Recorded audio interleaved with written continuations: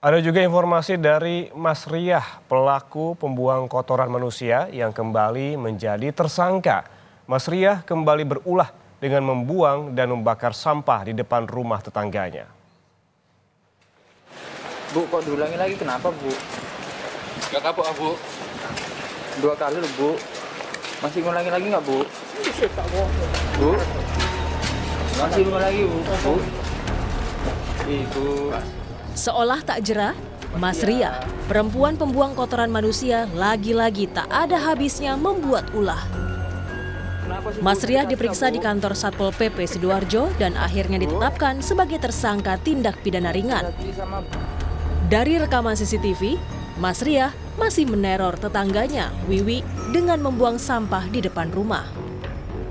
Setelah melempar bungkusan berisi sampah, Mas Riah berjoget seperti kegirangan. Akibatnya, setelah ditetapkan sebagai tersangka, Mas Riah akan kembali disidang 8 November mendatang. Mas Riah kembali dijerat Perda tentang ketertiban umum dan ketentraman masyarakat. Karena ini tindak pidana ringan, dipiring pelanggaran Perda, jadi sudah jelas Bu Mas Riah sudah kita tetapkan sebagai tersangka, yang dimana sekarang insya Allah kalau nggak hari Kamis atau Jumat kita sudah limpahkan ke teman-teman pengadilan, seperti itu.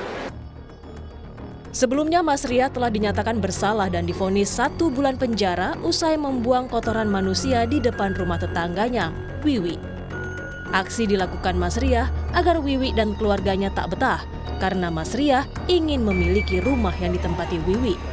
Rumah itu awalnya milik adik Mas Riah yang kemudian dijual kepada Wiwi. Tim Liputan, Kompas TV.